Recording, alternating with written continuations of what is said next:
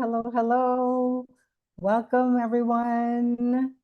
Happy to have you here back with us for this live stream, this very important live stream. You feel like your body, your mood, your focus slip through your fingers sometimes in menopause. Well, stay with me because I'm going to be sharing these important nutrition tips during menopause that are going to feed your muscle and your mind and your emotions.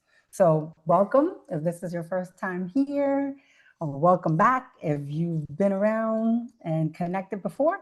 I'm Gio Elvitt, an emotional wellness coach. I am dedicated to helping menopausal women thrive during this stage of life, especially through recognizing the holistic approach, the importance of total self-care in all its aspects, not just focusing on our menopausal symptoms, sometimes taking the time to get to the root cause of those symptoms in order for us to really feel our best, be the best version of ourselves, okay? So I encourage you during this live discussion to interact with me. I love hearing from you. If you already subscribed, all you have to do is click that comment box and chat away. If you are new, you just hit that black box that says subscribe and you wait a minute, then you click in the comment box and then you can start chatting, okay? So let's see where we're connecting from today. I see Yoli's here. Hello. Always happy to have you here. And Glenda. Hey, Glenda. Nice to have you. Welcome to this live stream on nutrition during menopause. So first, we're going to talk about, the importance of lean muscle mass, right? To support our bodies during this time. So the more muscle you have, the higher your metabolism will be. And unless you're proactive and you take these proactive steps now to protect and increase your muscle mass, fat is going to begin to accumulate in that midsection that we don't want, right? And, strength training, as we talked about last week, eating more protein. We're going to discuss today getting enough sleep. Those things, remember last week we talked about how we're building a foundation and a step. So they all work together. So in a couple of lives back, we talked about our sleep. The last live, we talked about strength training. This live, we're talking about nutrition. All of these things together help us to be able to have our body be at its best. And this is just part one because there's so much about nutrition. I decided to break that down. So, basic things are cutting back on eating more protein, cutting back on sugar. Those are some key things that are going to help you, especially when it comes to your metabolism during menopause. Okay. So, hey, Karen. Hola. Hey, Sheila. Welcome. And Ruth Ruth Chambers is here. Hi, Ruth. Nice to have you. Very nice. Great. So, the first thing is decline in our muscle mass, right? We talk often about those fluctuations in our hormones, and those hormone fluctuations cause a variety of issues during this time. And one is we lose muscle mass, right? So now with our metabolism, naturally around this time, like 3 to 5% of muscle loss per decade is what's calculated, right? And after 30, that accelerates 40s and 50s, right? So it means slower calorie burn. So when it comes to our bone health, muscle exerts healthy tension on our bones. So less lean mass means higher risk of fracture. So that's why things like osteoporosis are concerned during this time of our lives. If we don't nip these things in the bud, then we have potentially, we're going to end up with these situations. So when our muscle mass also affects our mood, right?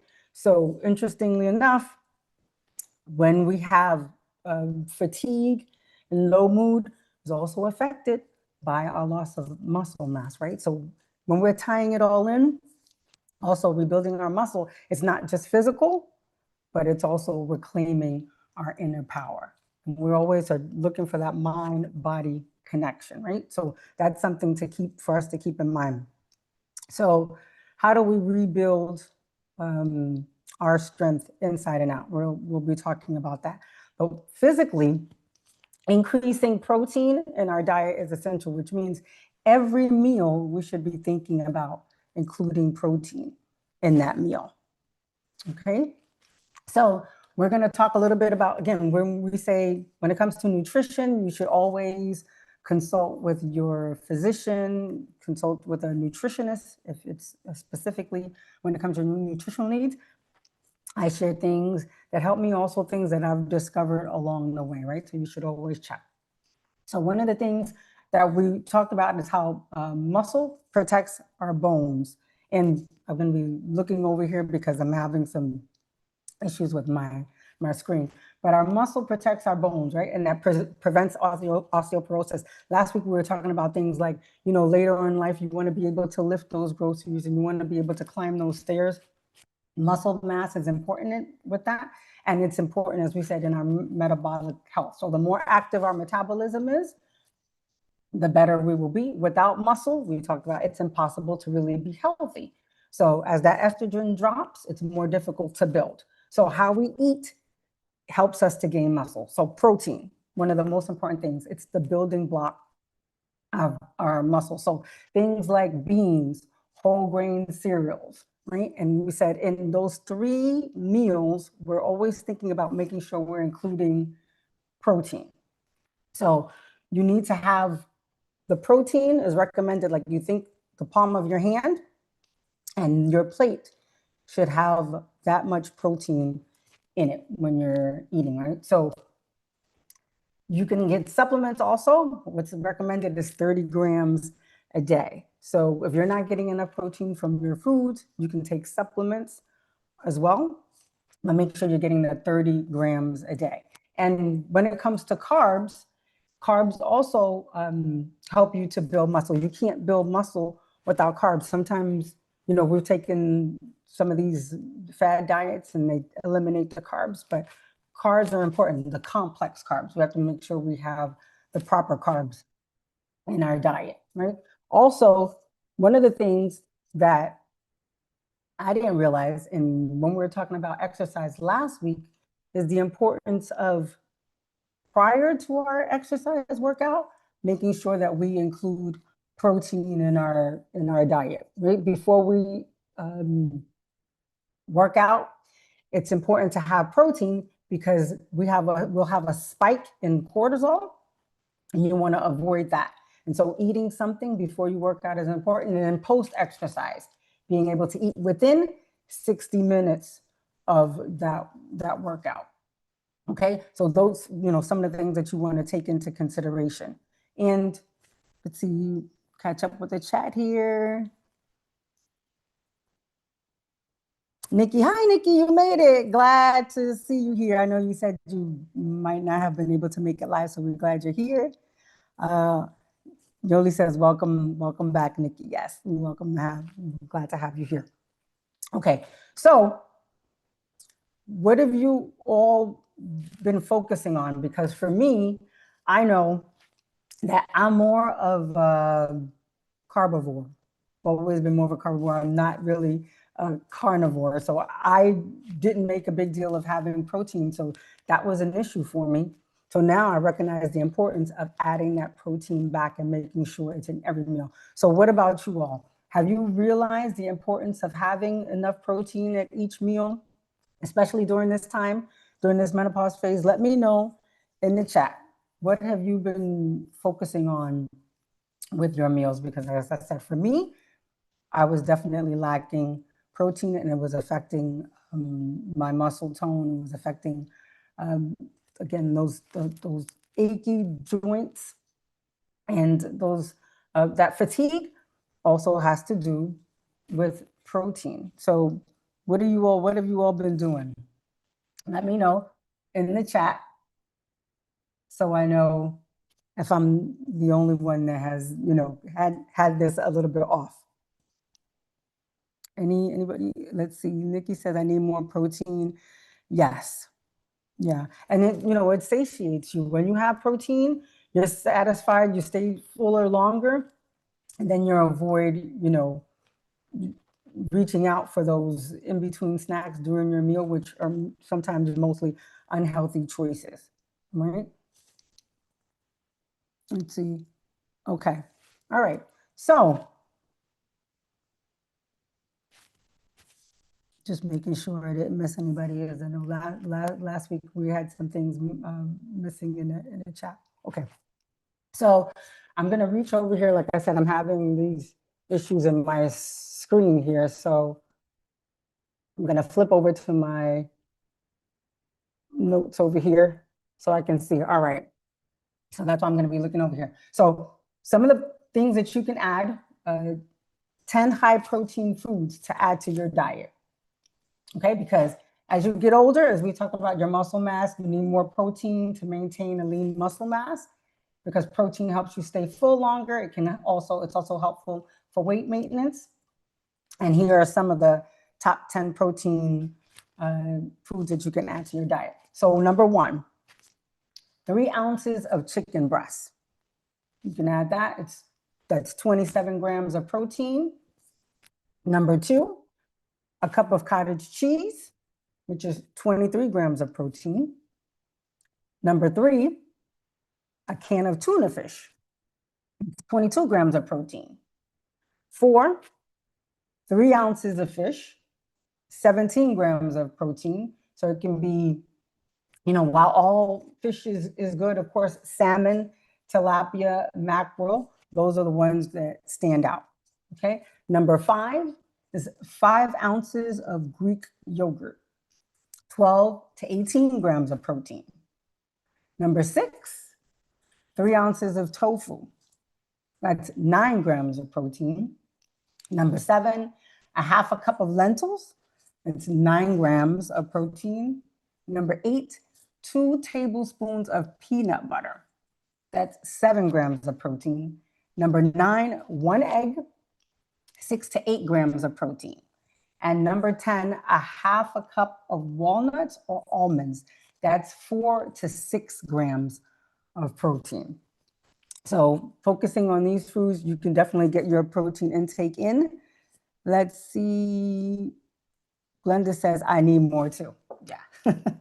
We all need more protein. I guess, well, those of you that are more carnivores, maybe you have been including more protein in your diet. But yeah, like I said, I'm definitely more like a carbivore. So I was having more carbs on my plate. And so that's something that I had to adjust during this stage of life. Okay. So Karen says, I didn't know that nuts, I didn't know that nuts provide protein. Yes, nuts are a great source of protein, right? And so for some that are, prefer like plant-based diets or vegetarians, at least you know that you don't have to just get it from chicken or fish and so forth. They have the other options like the lentils and the nuts and so forth for those that have these alternate diets that they prefer. Okay, so what's handy to have is these things at your, at your fingertips, especially when it comes to your snacking, right? Because we want to snack in between sometimes, and it's emotional eating a lot of the times, which we'll talk about that aspect of it, because again, we said there's always that mind-body connection. Sometimes we're not eating because we're hungry, we're eating for other reasons, and then we're reaching for these things that are not healthy for us. So we have emotional eating triggers, right? And that causes shift in our hormones. As our estrogen drops, it can spark irritability, low energy, anxiety, and stress. So then we have those temptations, right? Sugar, fatty snacks that feel like quick fixes. So here's what we're going to do. We're going to talk about how to control that emotional eating, right? To get some coping tools, because depression can lead to you self-medicating with food, overeating, and opting for those unhealthy food choices, unfortunately, right?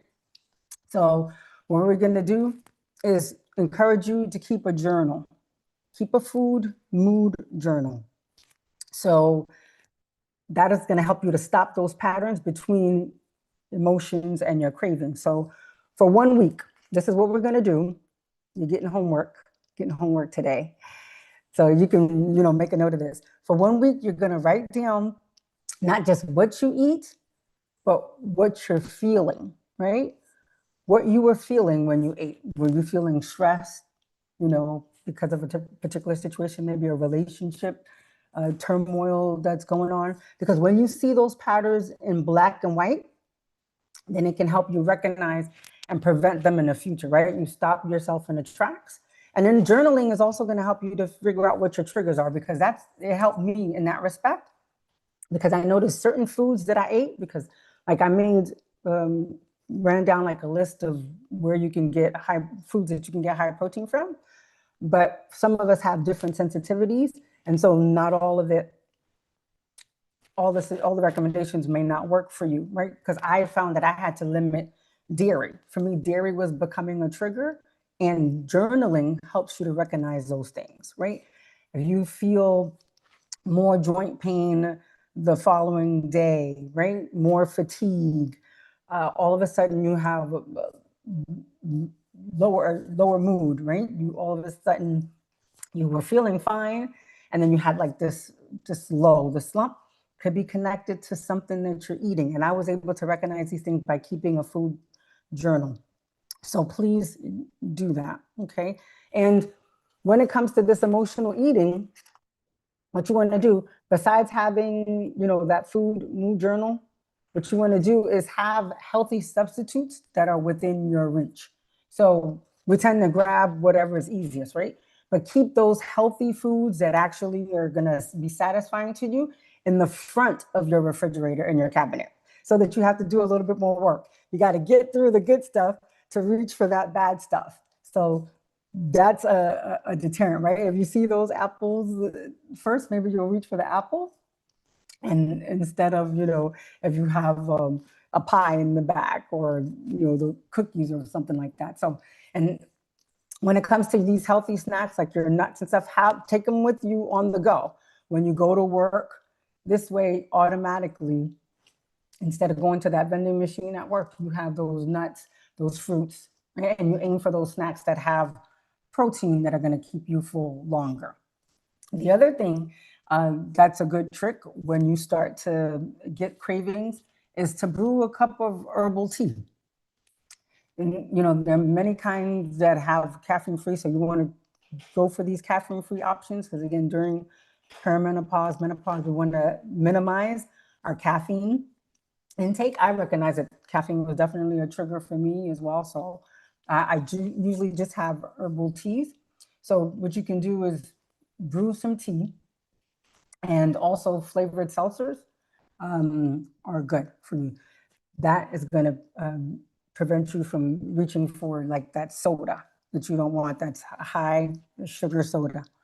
Let's see. Oh, Donna's here. Welcome, Donna. Glad to have you with us. Donna says no cottage cheese for me. I can substitute with yogurt. Okay, good. Yeah, like you said, when we know our bodies, that's the best, right? That's the best. Nothing like really knowing yourself, what are triggers, what you should avoid, and what actually works well for you. Yoli says, I love my protein. Those salads don't fill me up. It's true. It's true. Sometimes we're thinking, oh, okay, I'm just going to have a salad. But we need to have meals that are healthy, but are also going to keep us filled and satisfied, so that we're not eating unhealthy things, especially between meals. So yeah, good. Joey says, hi, Donna, happy to have you. Yes. Then the chat box is at the end. It says chat. Okay, somebody is having issues getting in the chat box. Yes, usually if you look below the information for the live, click in that box, the comment box, you should be able to chat in there, okay? All right, so Donna says, yes, I have been, but just figured out how to chat. Okay, good. Yogi says, great job, Donna. So Sheila says, herbal tea works great for me. Yes, it's something about, having that warm beverage that kind of helps you coat your stomach and It's good for you. The other little, this is kind of a funny little tip that Dr. Shepherd had recommended. She says, give yourself a manicure when you're trying to reach for an unhealthy snack. It says, not only does painting your nails provide a good distraction, but it's also hard to reach for food when your nail polish is wet. So I thought that was pretty funny. So something, hey, whatever little hack trick that we can use to help us, right? Avoid snacking unhealthy and focusing on the good things. And the other thing is to call a friend. We talk about emotional support, and this is a great time if you know that you're reaching for that ice cream and you shouldn't have that ice cream, you're struggling a little bit and emotionally you feel low, and that's the first thing you want to do. Call a friend instead of going for the ice cream and putting that Haagen-Dazs in front of you and just scooping it up in front of the TV. Call a friend and say, hey, I'm struggling today, I just need somebody to talk to, or I just need you to listen. That's a much better option for you. Or go out for a walk. Maybe go out for a 5-10 minute stroll if the weather is nice. And by the time you come back, hopefully you were distracted from having that yelling of ice cream, right? So just some things for you to think about, because emotional, we want to be mindful of why we're eating, right? Especially during this time, we have a lot of highs and lows. And so we want to try to, redirect ourselves instead of worsening our condition, doing things that are going to actually help us. Because again, we're talking about, it's all connected. What we're eating, how we're exercising, how we're sleeping. It's a domino effect, right? Because if we're not exercising, or we're not sleeping, we're not getting enough rest, then we're feeling more fatigued, and that can cause our mood to drop. And then the mood drop can cause us to crave things that we shouldn't have. So you see how it all goes together, and that's why we need to pay attention to all these things. And that's why I say it's a lifestyle thing, and things that we need to change as a lifestyle, right? Have that mindset that it's not a crash diet, that I'm not just doing this so I can lose weight or be thin. I'm doing this because I know it's going to be beneficial for me all the way around, because what I eat will help improve even brain fog, right? Help me to be, when I'm eating foods that are healthy and avoiding those high processed foods, high sugary foods, high salty foods, that's going to help me to have more clarity of thought. So it's going to help me with brain fog. It's going to help me get better sleep as well when I'm eating properly. And when I'm exercising, also I'm going to get better sleep. And a lot of what we eat contributes to hot flashes and night sweats. So you see all the benefits we're getting when we make these lifestyle changes. And again, it can be overwhelming, right? Especially if we're not used to exercising, we're not used to eating right. But we're taking, one step at a time, small changes, and we're going to see the long-term benefits bit by bit, right? Okay, we'll catch up with the chat here.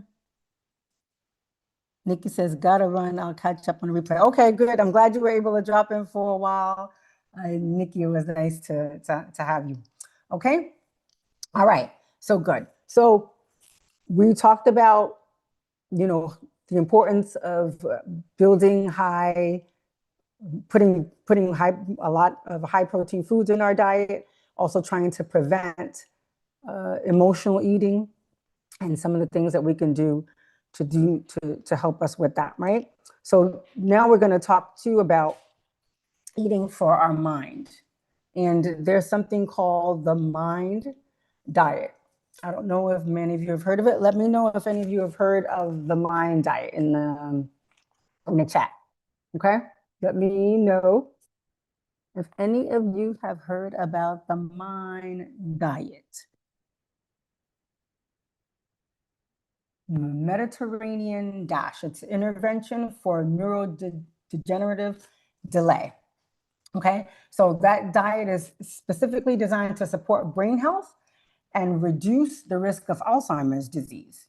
And it focuses on plant-based foods and limits servings of red meat, sweets, cheese, butter, margarine, fast fried foods, and encourages eating from certain healthy food groups.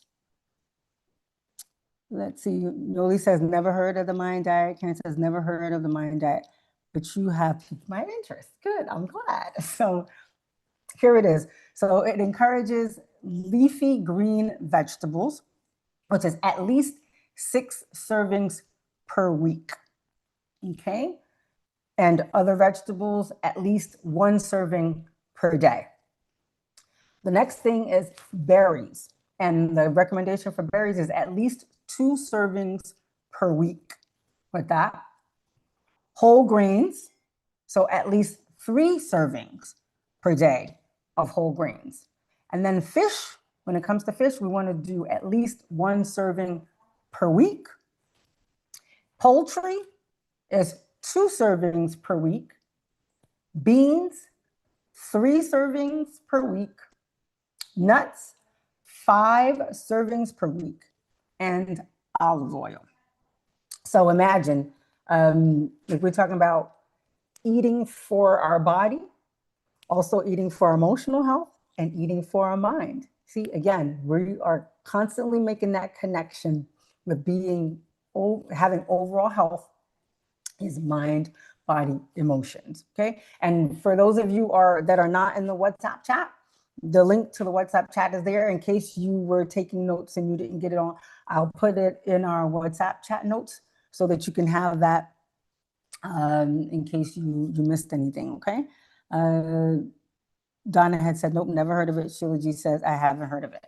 Yeah, this was something new for me too when I was doing my research on menopause and nutrition and the things that can help and the things that can hurt us. So things that you can keep in mind, right? Because it's not uncommon for emotions, you've kept, when we go back to thinking about emotional eating, this is an interesting point that has come up, that it's not uncommon for emotions you have kept bottled up for years to erupt during menopause, right? And we had talked about this before in another live. I think it was the live that we had on what no one told you about menopause, that a lot of our symptoms are connected with emotional issues, possibly childhood wounds that have not been healed, right? Trauma. And interestingly enough, when we have not healed from these things, we haven't taken care of them so that we can be emotionally well, it's like it just comes back to haunt us during menopause. It's almost like the body says, okay, you didn't take care of this before. Now I'm insisting that you take care of this now. And what I learned in my emotional wellness classes, emotional intelligence, it's like the body the brain takes its pauses, every so often, right? And about 7 years or so, and it's taking a look back, and it's constantly looking back, and it's constantly looking back, and it's saying, you haven't fixed that yet. And it takes a look back, you haven't fixed this yet. It's telling you that you need to fix it. And it will start alerting you, sending out these alarms in different ways. And that's why we need to pay attention more than ever. If we didn't pay attention before, in this time of our life, our body is urging us, please pay attention, please heal emotionally, whatever you need to do. And we talked last week, right? If you are, exercising and you are doing all the right things to try to get better sleep, but if we're not taking care of our emotional health, right? We could be eating properly, all these things, but we need to pay attention to our emotional health to be well. So it says here, this interesting point, it says, because they can seem to come out of the blue, right? These emotions, right? This emotional roller coaster, you may not understand why you suddenly feel a burst of anger, rage, or irritability, right? So the suggestion is not to pretend like these things don't exist. So pretending that you're not experiencing a difficult emotion won't work in the long run. And it can make matters worse. So too can saying like, I'm too busy, right? I'm too busy. I don't have the time to like, take time to understand and process my emotions. It's not really optional. Just like you go to, you have your physical every year and there's certain exams that we have, right? We're encouraged to make sure we have our mammograms, and we're encouraged to have our pap smears and our colonoscopies, these things. Get your emotional wellness checkup. That's an important part of wellness, right? So interestingly here, it mentions too, if you don't face uncomfortable emotions and deal with them in a constructive manner, they are bound to show up in unhealthy ways, whether it is overeating or acting impulsively. So while it's important to engage in long-term stress relieving activities, and we talked about like exercise, which helps you relieve stress, sometimes you need a quick intervention to keep explosions at bay. So keep this in mind. Constantly, we're trying to remind each other on this journey to care for your emotional health. Let's see. Jolie says, oh, she's trying to help somebody out with the chat box. Again, okay, yes. Thanks for helping out on the sidelines. Our tech support here is on it. Tech support is on it. Okay, very good. All right, so one of the things that we want to think about too, when it comes to, our emotions, our mood, colorful produce, right? Colorful produce. We want to be eating produce from all those colors, a rainbow of colors, right? And that interestingly also has a positive effect on our mood, right? So interestingly enough, this positive affirmation, this is one of the things that we're going to be talking to ourselves and saying to ourselves. I nourish my body, calm my mind, and uplift my spirit with every bite. So think about that when you're eating. What is this bite doing for me? What is it doing for my body? What is it doing for my mind? What is it doing for my emotions? And we'll see that we'll make different choices, better choices that are actually going to help us instead of hurt us during this time of our life, right? And as you're doing your food mood journal, you can use some journaling prompts as well. So one thing that you can write one emotion, right, that you felt today, and a list of healthy food or activity that could honor that feeling. So think about the things we talked about with the protein recommendations, the Mayan Diet recommendations, and how you can actually use that healthy food to honor your healthy feelings. And this is a quote by someone that it's actually unknown. It says, food is the most abused anxiety drug, and exercise is the most underused antidepressant. So think about that, right? What are we reaching for to kind of soothe our soul that's not really soothing our soul? Food is an addiction, a chronic addiction for a lot of people. And that's why it says it's the most abused anxiety drug. Interesting, right? So we want to use food in a way that benefits us instead of using these foods that actually are abusive to our bodies, right? They're acting like these abusive drugs in our body. Let's catch up here in the chat. Hey, Spirals, Miss Spirals, glad to see you here. Welcome.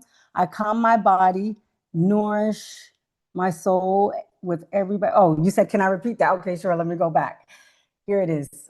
Let me go back here. Here it goes. I nourish my body, calm my mind, and uplift my spirit with each and every bite. That's a good one. Maybe we need to make a poster or, put a sticky note and put it on our refrigerator or our pantries. This way it reminds us, or at the dinner table, what we're putting in our mouth, okay? And I can put that in our chat as well if you didn't get it, but if anybody needs me to repeat anything, let me know, please, okay? So we're gonna have, we have a homework, right, this week? We're gonna be doing our food mood journal, writing down how, why we're reaching for certain foods, what we're feeling when we're reaching for these unhealthy foods. We got our list of high protein foods that we're going to add into our diet that's going to help build our muscle mass, our eating for our mind, the list that we have in our Mind Diet that I can put in the chat as well, and really trying to get to the root of what's going on in our lives so that we're well all around, mind, body, and emotions, okay?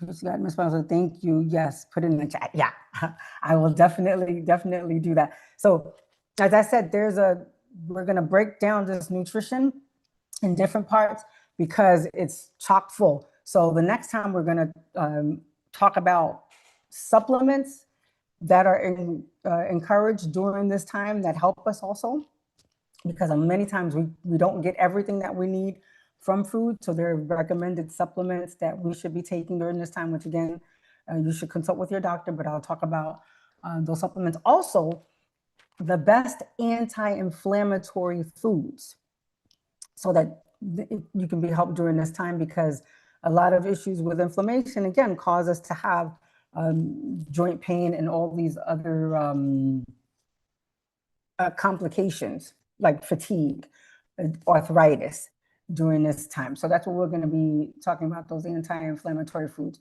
Okay, so, oh, Hannah's you got on. Hi, Hannah, welcome. I'm glad you're on. Hannah says, my protein needs to be built. Yeah, most of us probably are lacking enough protein in our diet. So that's going to be our focus for this week, right? Getting more protein in our diet and thinking about avoiding these habits like emotional eating and focusing on foods that are good for our minds. So not going to give you too much because again, it's a loaded topic. So I just wanted to take it in pieces. We're not going to be together Sunday because I'll be in the seminar next week. So the Sunday after that, we should be back on track, right? But in the meantime, review this video, watch the video last week if you didn't get to watch on exercise, because that's emphasizing, the importance of also strength training and building our muscle mass during this time of life, which also helps with our sleep, the type of exercise that we do. And the video before tied in, right, our being able to be careful of like the temperature control for sleep in our bedrooms, all those things. Review the videos and put the pieces of the puzzle together. This way you can zero in on what particularly is affecting you most during this time, whether it's the hot flashes, whether it's the brain fog or joint pain. Zero in on what is affecting you, and then key in on those tips in these different videos that we're doing in this series of self-care. And then we're going to be at the end of this focusing in on the root causes behind some of these symptoms that may be affecting us, right? As we talked about, your body is screaming sometimes at this time in your life to get help. And focusing on when it comes to nutrition, what can really help you is a nutritionist, if it's something that's available to you in your healthcare plan. A nutritionist along with an emotional wellness coach can definitely help you to figure out what's going to be best for you during this time. And if you have some deeper rooted emotional issues that you need to heal from. Okay, so stay tuned for all the upcoming good tips. And remember, you can reignite your radiance and thrive again during menopause. Okay, so thank you so much for joining. I appreciate y'all being here. I know this was an adjustment in the schedule during a Friday instead of a Sunday, but I'm so happy that you could be here and benefit from the information. Share, spread the wealth. We know there are other women out there who are having challenges during menopause, and there are things that they may not have heard of, like the Mayan Diet that we learned about today. So spread the wealth. And again, thank you so much, and I will see you next time. Take care, everybody.